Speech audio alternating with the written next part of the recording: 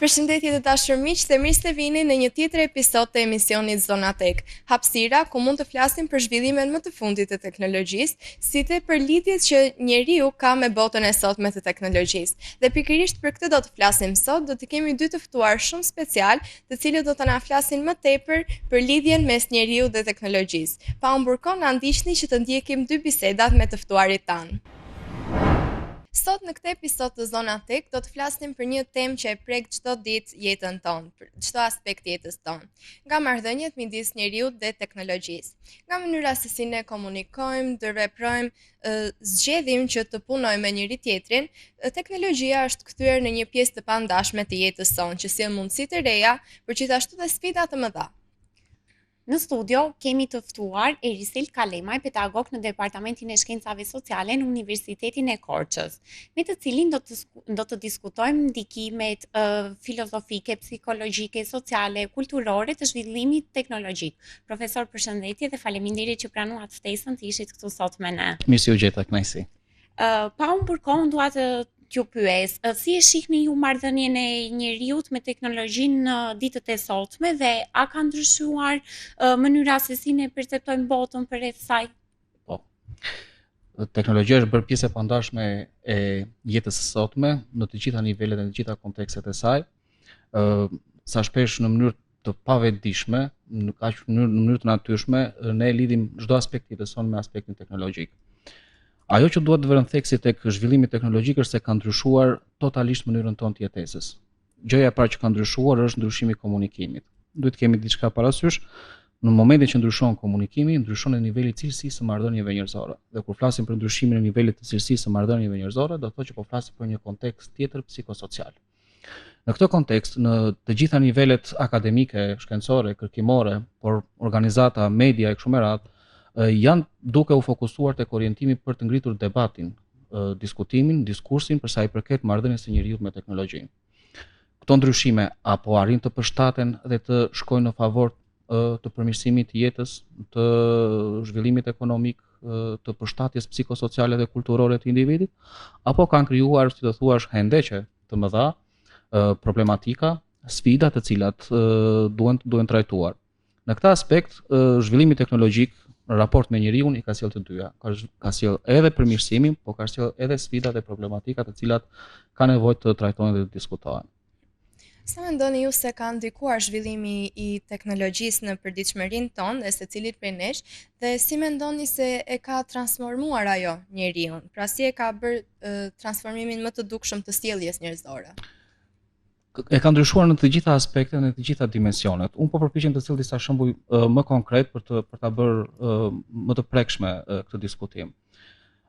Ne lindi me dy gjëra të mësuara në jetë. Nuk na mësojnë askush, as prindrit as mësuesit. Ne lindi me konceptin e kohës dhe konceptin e hapësirës. Çfarë ka bërë sot teknologjia? Sot teknologjia e ka bërë gati pikën zero si të hapësirës, pra nuk kemi pothuajse hapësirë, por nuk kemi dhe as kohë. Sot në kohë reale ti mund të jesh në një takim, mund të jesh duke biseduar me miqtë e tu, që dikur ishte shumë e vështirë. Komunikimi ishte me letra, ishte më vonë me telefon e kështu me radhë. Nga ana tjetër çfarë ka sjell? Të paktën unë kur kam qenë nxënës në shkollë, ne mësoheshim tek lënda e qytetarisë që dia është pushtet, informacioni është pushtet. Sot nuk kemi mungesë informacioni, dhe ai që ka informacionin ka pushtetin. Sot kemi të ngopje, të pritë të informacionit se si ne duhet të orientohemi në botën tonë, në profesionin tonë, në interesat tona, në qëllimet tona, po në jetën tonë të përditshme. Për mos u ndalur pastaj në aspektin e të krijuarit të vetmisë. Ne jemi edhe në rrjet të lidhur në marrëdhënie me të tjerët, po njëkohësisht edhe vetë. Dhe teknologjia na ka krijuar këtë lloj mundësie që ne njëkohësisht jemi edhe vetë, të vetmuar, pra jo fizikisht dhe jo ballë për ballë me dikë, por nga ana tjetër mund të lidhemi me të tjerët.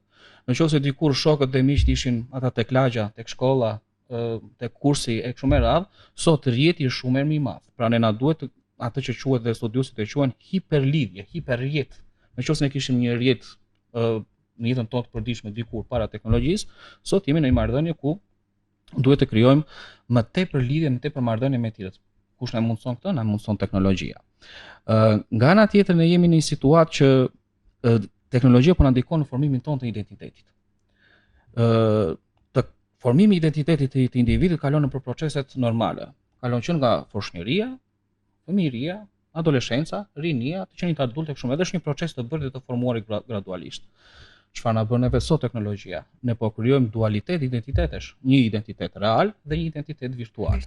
Duhet kemi diçka parasysh. Virtualiteti ndonjëherë të ngjall emocione dhe përjetime sikur ka ndodhur realisht. Mjafton ne mund të hyjmë në media sociale, të shikojmë një video që mund na krijojë përshtyellim dhe mund na krijojë shqetësim. Ajo mund të jetë edhe fake si video, inteligjenca artificiale sot bën çuditëra, por ndjesia që ne marrim, përjetimi që ne marrim duket sikur është reale. Është pak a shumë si ëndra, si një ëndër e frikshme që ne shohim, përjetimi është pak a shumë i njëjtë. Dhe virtualiteti na ka krijuar këtë. Nga ana tjetër ne po shohim që teknologjia vërtet na ka sjellë shumë të mira, na ka sjellë lehtësi pa diskutim, as që ndoshta edhe mund të kemi kohë dhe mund të flasim për të mirat e teknologjisë, por nga ana tjetër dhe kjo është globale, shohim tek të rinjt, sidomos tek të rinjt, doza të ankthit, rritje të ankthit, të stresit, vetmisë dhe depresionit, të cilat në aspektin psikologjik ka nevojë të trajtohen dhe të rishikohen. Nga ana tjetër, shohim që teknologjia po na krijon edhe forma të diskriminimit, të mos kontrollit, të abuzimit, të cilat shtete në botë janë duke diskutuar për të krijuar në thonjza edhe një lloj kushtetute, një lloj ligji se si duhet të menaxhohen, sepse nga një fyerje në mediat sociale po kalohet në akte fatale. Domethënë, nëse dikur ti miqtetu i takoje vetëm tek lagja edhe tek shkolla, sot i takon diku edhe në distanca shumë më të mëdha. Pra hapësira është bërë zero, nuk kemi më hapësirë. Dhe në këtë aspekt, në këtë diskutim ne do të thoshim që teknologjia vërtet na ka krijuar lehtësira, por na krijon edhe sfida, por na krijon situash na ka ndryshuar komplet jetën. Ju i përmendët pak më parë lehtësirat që ka sjellë teknologjia, cilat janë disa nga avantazhet kryesore që teknologjia ka sjellë në jetën tonë të përditshme, si atë profesionale dhe sociale, kryesisht në të rinj, se ne kjo na intereson pak më shumë, se ata ndoshta janë pjesa që ndikojnë më shumë. Preken më tepër. Po. Unë shikoj diçka, të paktën brezi im është kalimi, domethënë në fazë tranzite, domethënë nga një fazë që ishte teknologjia ajo që ishte, tash jemi në fazën që teknologjia po dominon dhe po merr terren. Gjëja kryesore që unë do ta vlerësoj shumë të teknologjia është koha. Ne po fitojmë kohë. Po. Ne po na jep kohë. Nëse unë po them po marr profesionin tim ose po i them një studenti ose një të riu, nëse kërkon një informacion për të bërë një punë kursi, dikur në kohën time ishte shumë e vështirë për të gjetur informacion. Duhet të googulloje shumë, duhet të shkoje në bibliotekë, duhet të kërkoje arkiva, duhet të kërkoje në librari e tjera e kështu me radhë. Sot ai me një klik e ka shumë të lehtë dhe kjo ka sjellë lehtësi. Ai mjafton të marr temën dhe hyn dhe merr gjithë informacionet që mund t'i duan dhe mund të ta konceptojë dhe ta ideojë sipas asaj që punës që i kërkohet. Pra, gjëja kryesore është koha. Unë nuk kam më kohë të pres të dërgoj një letër të më pres përgjigje, sot mjafton një email, marr në kohë reale. Nëse nuk arrita ta marr nëpërmjet emailit, nëpërmjet një telefonate, nëse unë duhet të jem diku sepse është një takim apo një konferencë, mund të hyj online në takim dhe mund të marr pjesë. Njëkohësisht mund të bëj disa punë njëkohësisht, për shembull dihet që ka individë të cilët punojnë komplet gjithë kohës online, njëkohësisht kujdesen për familjen, dikush një nën mund të jetë e re, kujdeset për familjen, gatuan për fëmijën e vet e kështu me radhë, por njëkohësisht bën edhe një punë, pra si thua e ka thyer kohën. Koha nuk është më që unë do të bëj një gjë në një kohë të caktuar. Teknologjia na ka bërë atë që quhet polikronik. Poli shumë, kronik, kronos nga mitologjia, koha, domethënë shumë gjëra në një kohë. Të bën shumë gjëra në një kohë dhe kjo të krijon lehtësira. Nga ana tjetër, neve jemi sot në botën e informacionit dhe nuk e kemi shumë të vështirë. Pra individi sot nuk vuan. Nuk është dikur vuante, lodhej, kërkonte më tepër kohë, kërkonte më tepër informacion. Sot individi nuk e ka shumë të lehtë. Pikpyetja këtu që ngrihet, dhe kjo e mirë që na ka sjellë teknologjia, pikpyetja është, nëse ne po fitojmë shumë kohë, si po e shpenzojmë kohën tjetër që na mbetet? Po, pikërisht me çdo gjë që krijohet siç ka avantazhet, ka dhe disavantazhet e veta. Të ndalemi pak tani tek disavantazhet. Cilat mendoni ju se janë disa prej disavantazheve më të dukshme që ka sjellë teknologjia? Pak më parë unë i përmenda edhe disi si problematika, po e para njëherë ne jetojmë në një realitet të simuluar, jo real, jo të vërtetë. po kujtoj pak Platonin këtu kur thotë që neve nuk na vin diet nga shqisat, po na vin nga refleksioni. Ne I vim nga shpella dhe fillojmë ndriçohemi gradualisht për të parë botën reale. Miti I shpellës. Po çfarë na ka bërë teknologjia sot? Sot na ka bërë që jo vetëm, si të thuash, bota virtuale, është bërë shpellë e shpellës. Neve na duhet të dalim mirë nga bota virtuale, na duhet shikojmë një botën reale, më pas atë botën shpirtërore, reflektive për të vërtetat e mëdha. Do na ka futur në, si thua, na ka bërë një lloj regresi në aspektin e njohurive, në aspektin e të kuptuarit të botës. Nga ana tjetër ne sot jetojmë në atë që quhet të ngopje informacioni. Sot nuk është problema ka informacion, problemi është si e zgjedhim informacionin. A janë të rinj të orientuar për të zgjedhur informacionin e duhur? Këtu është problemi kryesor. Kush do t'i orientojë për të gjetur? Se nuk është problem për informacion sot, s'është problem fare. Na duhet si këta orientohen për të gjetur informacionin e duhur. Nga ana tjetër ne jemi në kushtet e një bote që më tepër funksionon virtualisht dhe jo realisht. Që do thotë njeriu po e humbet kontaktin me njerëzoren, po e humbet kontaktin me natyrën, po humbet kontaktin me gjërat reale, më të ndjeshme dhe më përjetuese. Teknologjia dhe zhvillimi I inteligjencës artificiale, por dhe inteligjencës që në kohën e shkencës dhe të industrisë kështu me radhë derisa për të ardhur tek ditët tona, na ka bërë që neve të harrojmë një dimension shumë të rëndësishëm tek njeriu, inteligjencën emocionale. Ku e gjejmë këtë? A e mundet të na e përmbush? Unë jam pothuajse I bindur që teknologjia sot mund të jetë inteligjenca më e zhvilluar në botë, por nuk mundet na përmbush në aspektin e përjetimit të inteligjencës emocionale. Ne na duhet kontakti me njeriu, na duhet kontakti me natyrën, na duhet kontakti me familjen, me miqt, na duhet dimensioni njerëzor. Problem tjetër shihet që teknologjia është krijuar si një mjet për të përdorur në lehtësimin e jetës së individit. A mos ndoshta pa e kuptuar, teknologjia po bëhet një lloj zoti ku individi është I nështruar? Pra, në qoftë se thotë Erik Fromm, dikur në mesjet njerëzit kishin frikë mos bëshin sklever, sot njeriu duhet të ketë frikë mos bëhet robot.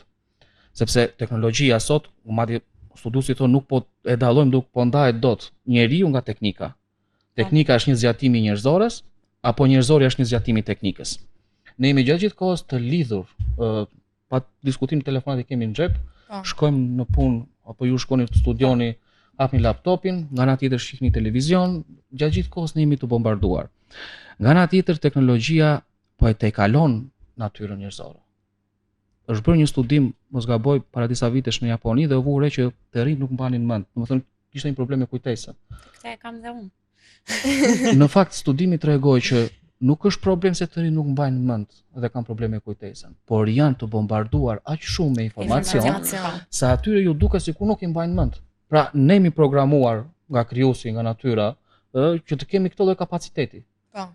Dhe në qoftë se për shembull kjo është shumë evidente, ne po kalojmë në epokën nga natyra primitive që ka kaluar njeriu, fiziologjike, biologjike, ajo prehistoria ku njeriu jetonte me gjërat minimale të jetës së vet. Më pas u zhvilluan shoqëritë, qytetërimet, civilizimi dhe kultura dhe ne krijuam qytetërime, qytete, kultura, fe, besime kështu me radhë, kaluam në natyrën e dytë dhe teknologjia sipas studiozëve po na çon në kulturën e tretë. E kuptoni sa po ikim natyrës neve? Besoj duhet ta keni lexuar Metamorfozën e Kafkës. Po. Metamorfoza Gregor Zanza u tjetërsua, u shpërfytyrua për shkak të kulturës, normave, shtypjes, ndrydhjes sociale.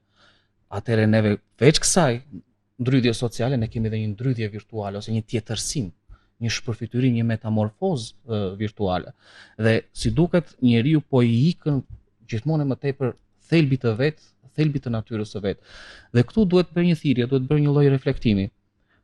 Do shkojmë drejt tek teknologjisë e cila her pas here nuk po e pyet njeriu fare, nuk po e pyet gjendjen njerëzore fare, madje shpesh njerëzit janë edhe pa përgatitur për zhvillime teknologjike, janë të shpejta. Ato ndryshojnë ku diun, ngrihesh në mëngjes shikon diçka të re në teknologji. Ndërkohë njeriu ndryshon shumë ngadalë, aspekti kulturor, shpirtëror, mental, psikologjik ndryshon ngadalë. Ndërkohë teknologjia është materie, ndryshon, kultura materiale ndryshon në mënyrë të frikshme. Dhe apo e arrin dot, apo e kap dot, apo ndoshta po krijon disa hendeqe të cilat shfaqen këto problematika, për mos u përmendur edhe aspekte negative siç është ankthi, stresi, depresioni, dualiteti identitar e kështu me radhë të tjera. Profesor, ju e përmendët pak ndikimin që ka mbi të rinj teknologjia. Sa mendoni se të rinjt po influencohen nga ajo që shohin në rrjetet sociale? Domethënë se ka shumë të rinj që shikojnë jetën e dikujt që ndoshta në rrjetet sociale shfaqet një jetë goxha më e mirë, po, një jetë luksi sesa nga ajo që bëjnë këtu dhe duan të arrin shumë shpejt atë jetë. Dhe ndikohen shumë mendërisht kur e kuptojnë se ndoshta ata edhe mund të mos e arrin atë luks që kanë arritur ata që gjithmonë e pompojnë. Janë gjithmonë ndaj asaj që edhe unë dua ta kem këtë që ka. Ktu jemi tek ndeku që krijon teknologjia. Çfarë kemi parasysh? Teknologjia është e para përgatitur se çfarë ti do të bësh. Unë që të bëj një foto sa më të bukur, do gjej vendin, do të vendos filtrat e duhur, do ta paraqes situatën të përsosur, ideale. Në fakt, jeta nuk është e përsosur. Njeriu nuk është i përsosur, nuk është ideal. Jeta është spontane, ka dinamika, është komplekse. Pra këtu kemi një diferencë shumë të madhe. Teknologjia na sjell përsosmërinë, gjë që nuk e ka njeriu, dhe nga ana tjetër, njeriu në jetën e tij reale. Këtu ka një ndek shumë të madh.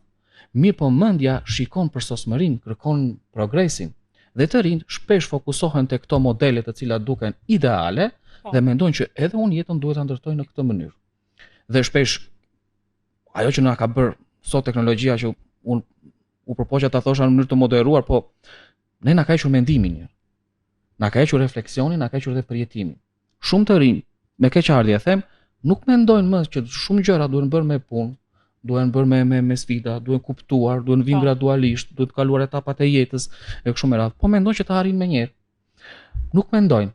Me thjesht duan të arrin suksesin e tyre. Unë e kam vënë re vetë personalisht, sepse që duan ta bëjnë paran shumë shpejt. Po ky është një problem sepse modelet që paraqiten atje janë të idealizuara, janë si të thuash është teatr.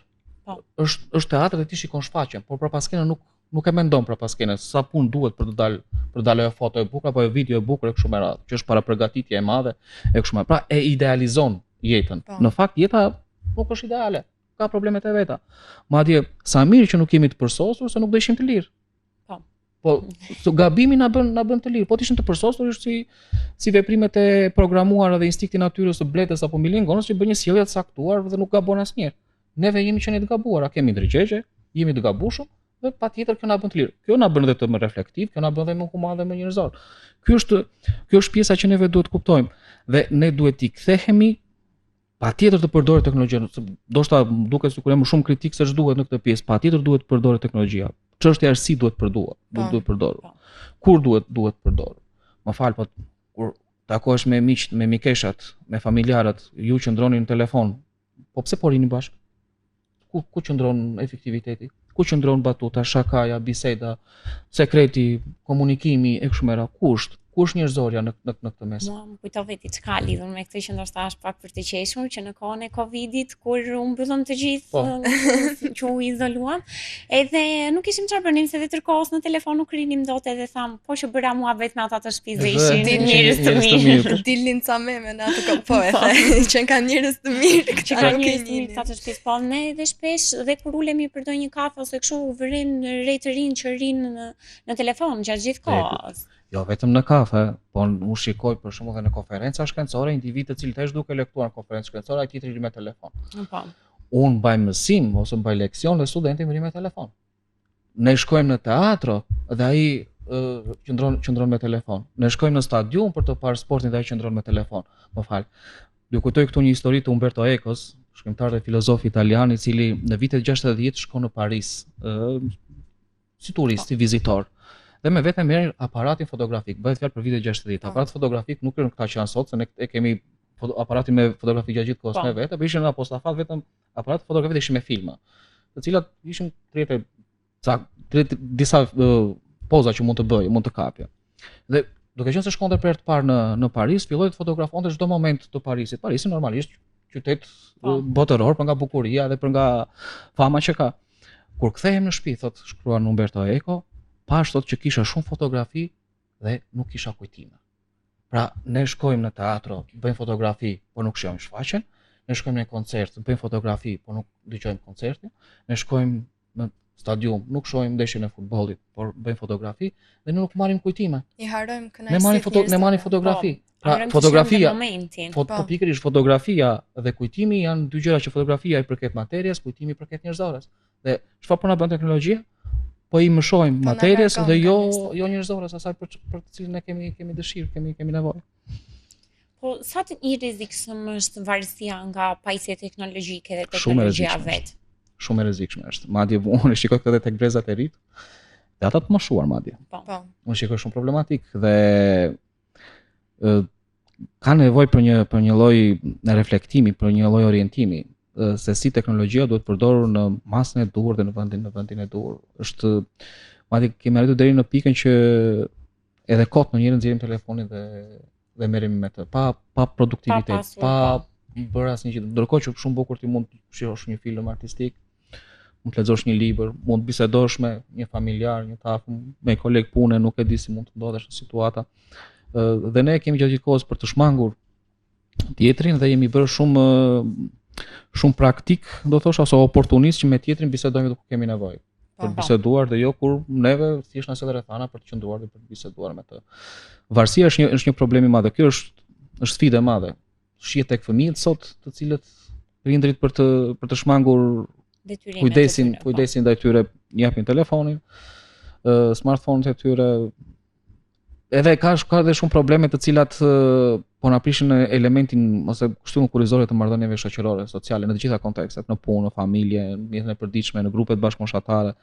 Po e humbasim kontaktin me njerëzoren dhe ky është një sfidë që ne duhet t'i orientojmë sidomos fëmijët dhe të rinjt që ta përdorin në mënyrën e duhur.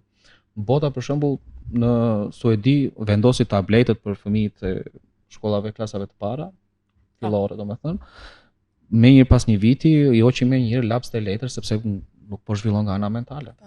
Laps dhe letër, pastaj teknologji, të shplasim për Suedin që ka problem fare teknologjinë, nuk e ka problem fare këtë pjesë dhe mendoj që ne na duhet të zhvillojmë aspektin mental të njerit. Njeriu duhet të mendoj.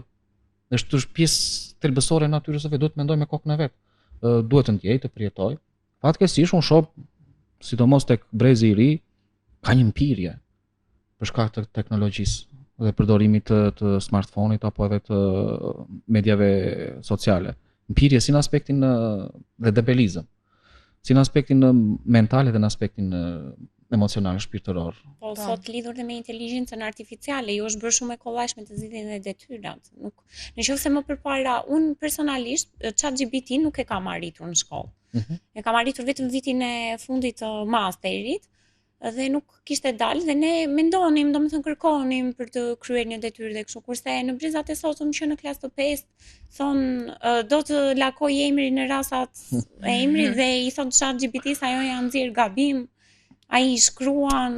No, qofse do të ishim një profesor të teknologjisë dhe do ishte shumë entuziast për zhvillimin e teknologjisë, ndoshta do na kritikon dhe thoshte shumë gjëra do krijojnë lehtësira dhe njeriu duhet t'i pranojë këto lehtësira. Nuk është pse të vuaj më tepër se çka vuajtur. Dakord jam, patjetër që mendojmë kur e kemi gati. Mirë, po problemi është që unë si pedagog i filozofisë shqetësohem për atë që përbën esencën e njeriu, mendimin. Nëse një i ri nuk arrin të mendojë, është shumë e lehtë për t'u manipuluar. Është shumë e lehtë për t'u nushtruar, është shumë e lehtë për t'i marrë dinjitetin. Domethënë neve kemi, nëse ka një barazi midis qenieve njerëzore, një barazi absolute, njerëzit nuk janë të barabartë, qoftë për nga gjinia, barazi absolute është term totalitar. Barazi nuk ekziston. Po nëse ka një barazi absolute, është dinjiteti njerëzor. Dhe nëse ne jemi thjesht po teknicizojmë humanën, s'kemi të bëjmë me dinjitet këtu. Shiko ka diçka. Ne flasim për inteligjencën artificiale dhe e matim gjërat sikur janë të përsosura. Kush flet për organike, për të gjallën, për gabimin, për të gjegjen, për ndryshimin, për lëvizjen? Jeta është lëvizje. Nuk është statike.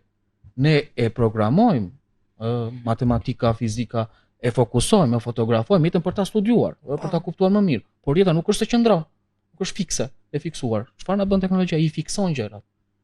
Dhe humbet kush? Lëvizshmëria e gjalla tek njeriu.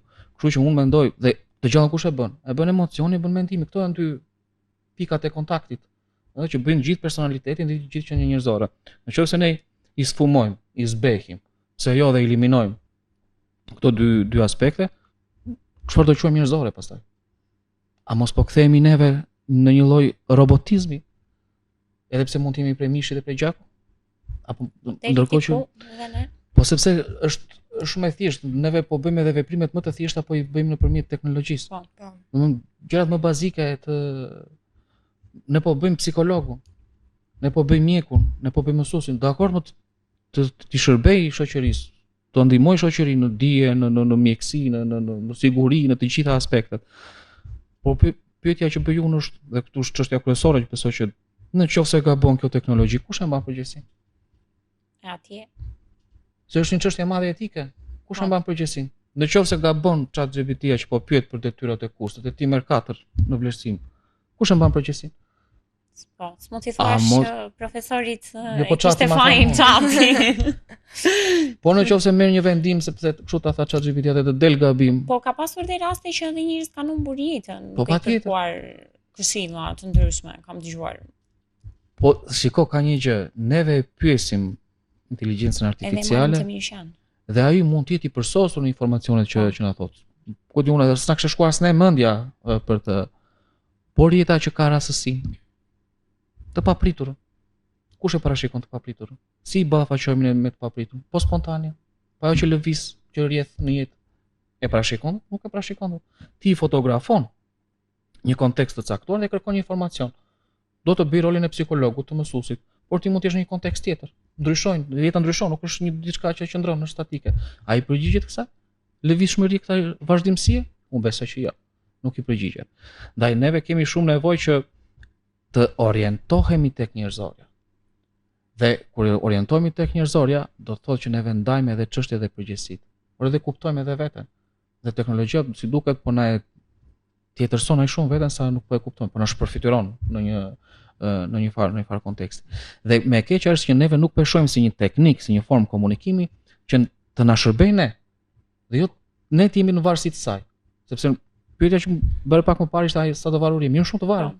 Domethënë ne e krijuam për ta pasur në zotrim. Fromi thotë është kthyer në një fe teknologjike e quhen. Është kthyer në një zot, teknologjia që ne po i falemi. Dhe po i lutemi asaj për në çdo nevojë dhe në çdo kontekst të jetës sonë. Ne në fakt e përmendëm që teknologjia ka ndikuar shumë në marrëdhëniet shoqërore. Po në vetë aftësitë njerëzore personale të komunikimit, sa ka ndikuar? I ka zhvilluar, po ka një problem teknologjia në aspektin profesional.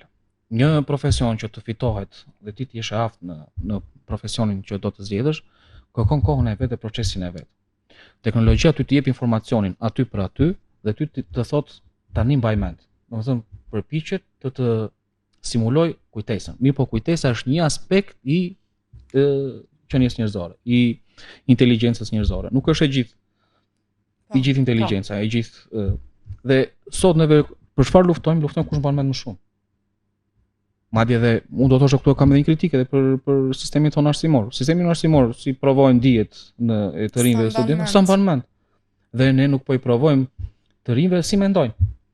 Po i themi çfarë të mendojnë. Nuk janë në mënyrë praktike, janë thjesht sa arrin ti të mbash mend. Sfida. Dhe mësimet i mësojmë, domethënë mundohemi që atë informacionin që lexojmë dhe në libra ta mbajmë përmendës, jo ta formulojmë. Vjesh përmendësh. Dhe neve na duhet, se këtu e kisha edhe qëllimin e bisedës, ne na duhet t'i mësojmë të rinjve si të mendojnë. Teknologjia është një mënyrë për të imponuar mendimin, por nuk të jep mundësinë që si të mendosh ti vet, si të krijosh ti vet.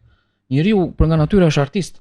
Është në kuptimin e të gjithë fjalës, jo në kuptimin e talentit, është artist sepse e krijon veten, e krijon situatën, i krijon rrethanat. Çfarë bën teknologjia? Çfarë bën teknologjia në këtë situatë?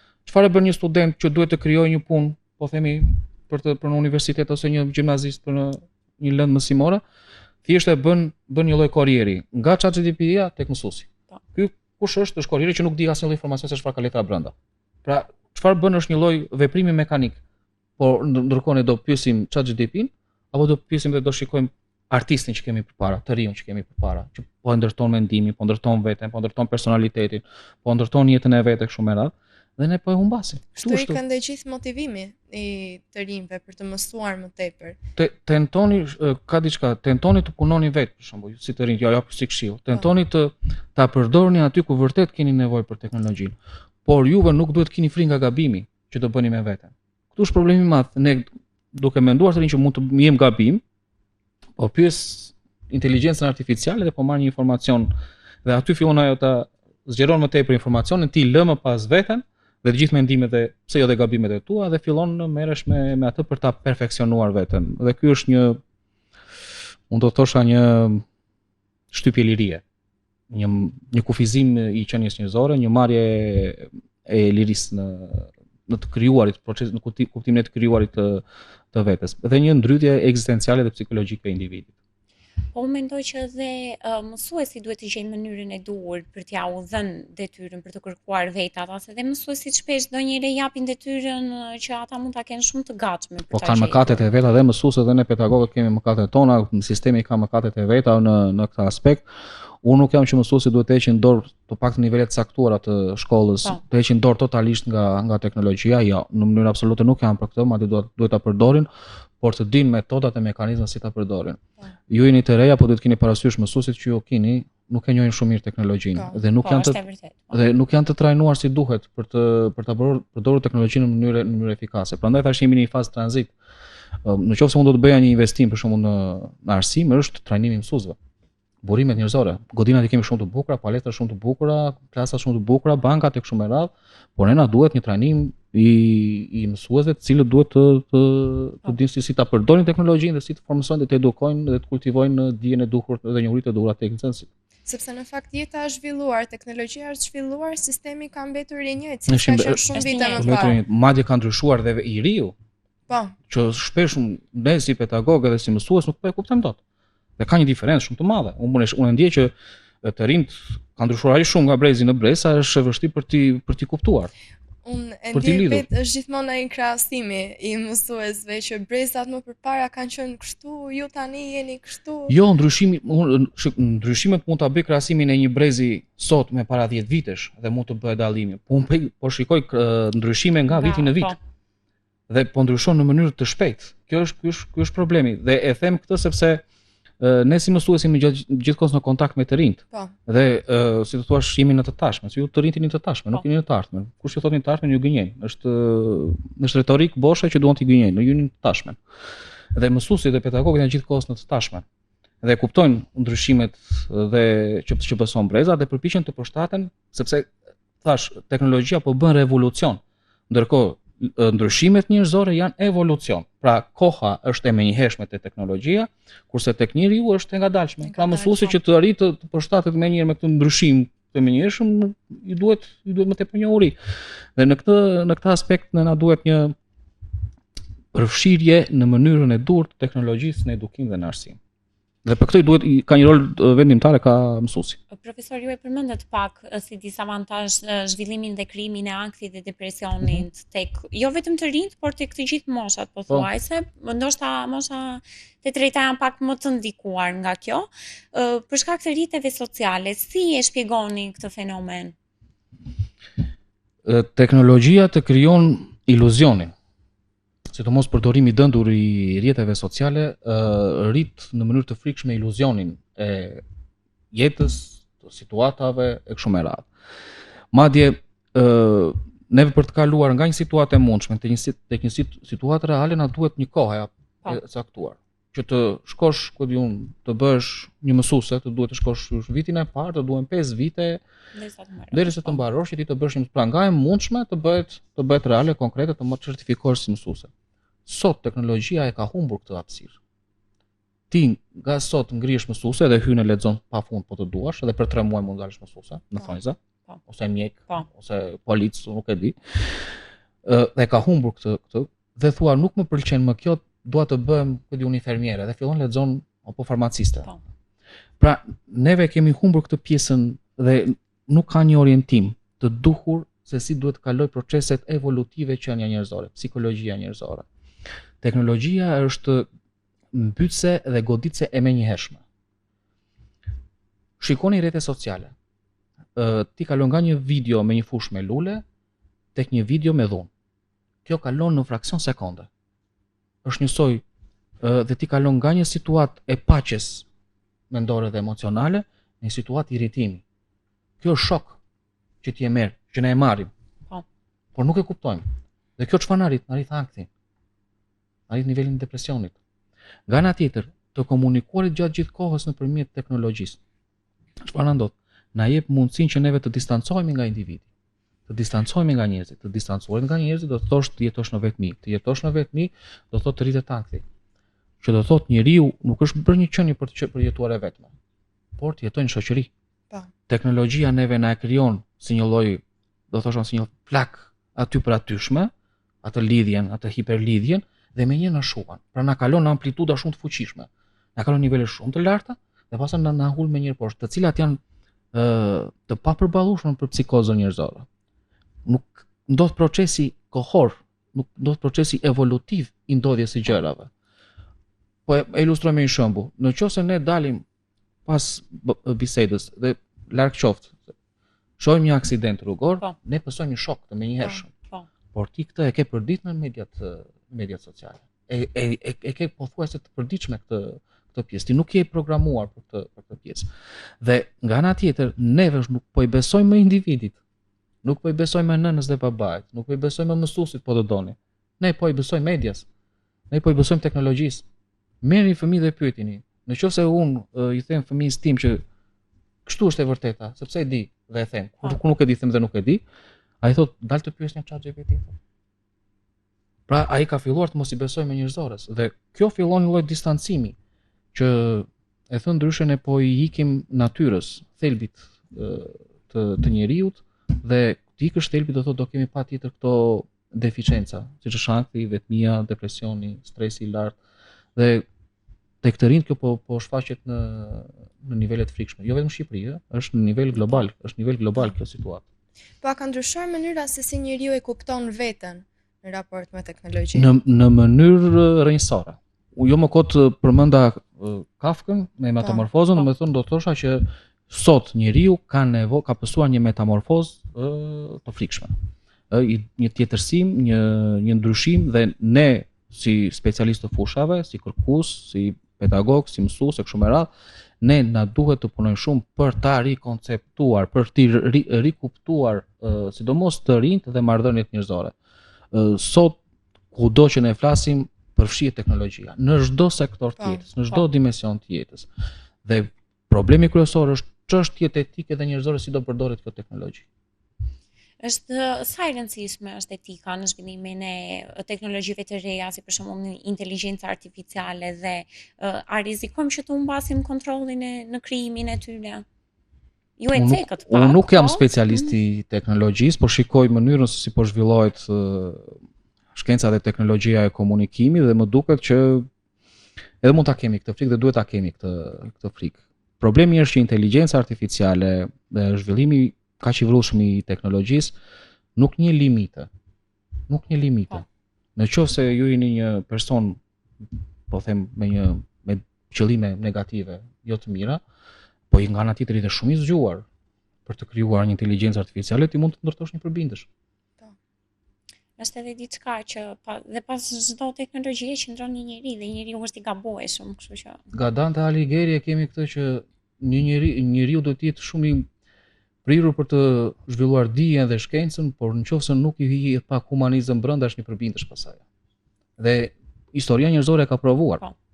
Ne kaluam luftën e parë botërore, luftën e dytë botërore, të cilat me zhvillimin e teknikës dhe të industrisë ushtarake patëm një shfarosje të madhe. Merrem me mend nëse ne jemi larg qoftë në një luftë të tretë. Nëse e para ishte e kimisë, e dyta e fizikës, e treta është e matematikës, pastaj algoritmit. Kështu që elementi etik dhe elementi human, inteligjenca nuk e njeh. Çfarë japim neve? Çfarë ushqejmë ne? Si e formojmë ne? Kështu që duhet të jemi shumë të kujdesshëm në këtë drejtim. Po si përfundim, çfarë këshille do t'ju jepni të gjithë të rinjve dhe jo vetëm që janë përdorues të teknologjisë? Teknologjia duhet përdorur dhe duhet komunikuar dhe duhet shfrytzuar për të komunikuar për njerëzit e afër dhe për të krijuar lehtësi. Duhet përdorur për të marrë më tepër njohuri dhe për të bërë më të mençur dhe më të zgjuar. Teknologjia duhet përdorur për të mbaruar punë të cilat kërkojnë efikasitet, kërkojnë shpejtësi,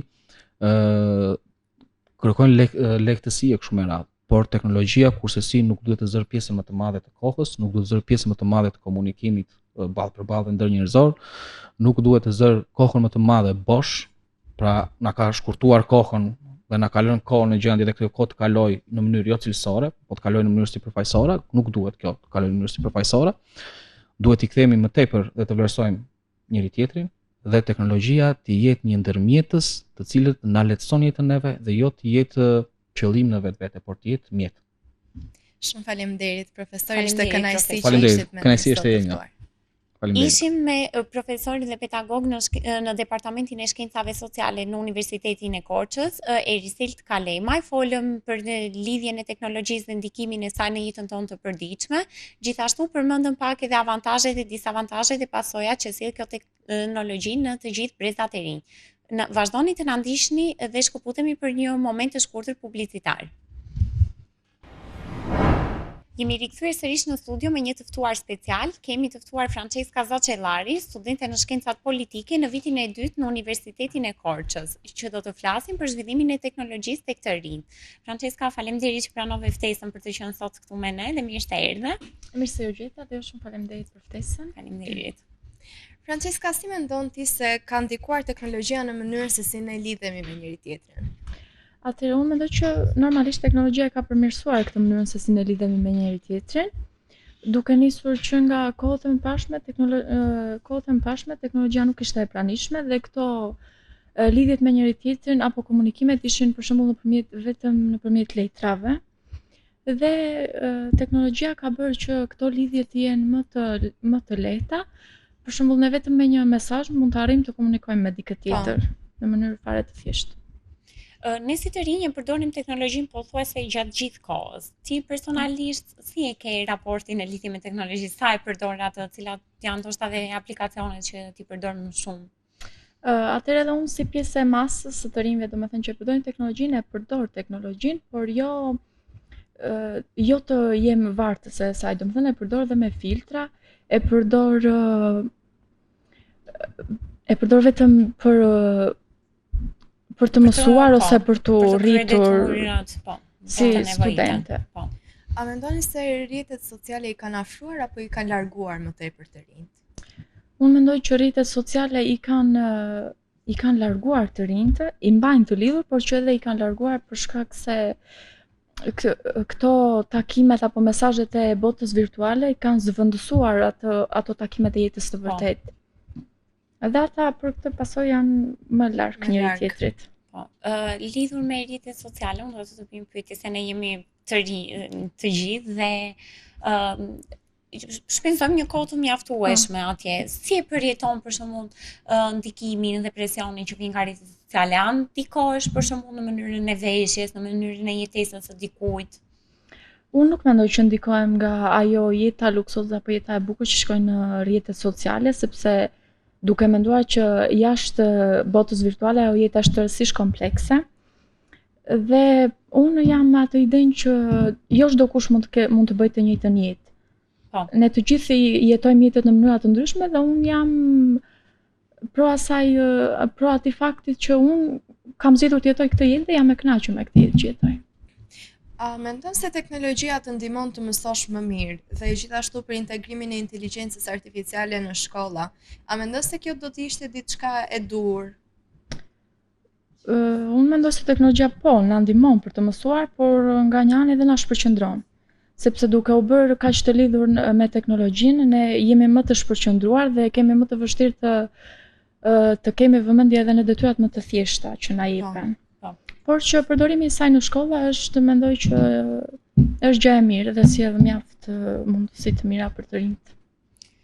Po, si mendon se teknologjia ka ndikuar për shembull në vetvlerësimin tënd, apo qoftë edhe në fokusin dhe mendon se duhet të vendosim kufin personal, pra të dimë ta përdorim atë teknologjinë?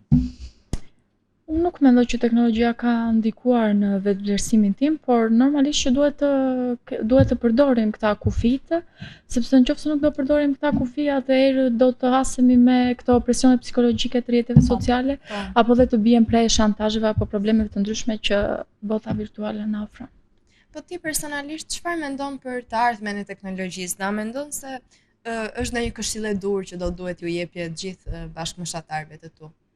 Unë mendoj që e ardhmja do jetë më e integruar, do me thënë kjo inteligjenca artificiale, automatizimi apo mësimi online do bëhen pjesë e pandashme e përditshmërisë tonë dhe gjithashtu një këshill që do t'jep një të rinjve të moshës time apo dhe më të vegjël është që ta përdorin teknologjinë si mjet dhe jo si një mënyrë për të zëvendësuar jetën reale me atë jetën virtuale dhe ta përdorin për të rritur dhe për të përmirësuar vetveten.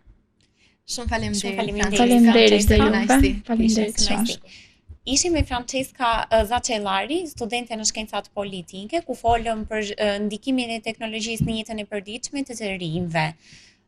Ky është momenti që edhe ne ta mbyllim këtë episod dhe shpresojmë që të jeni kënaqur me ne.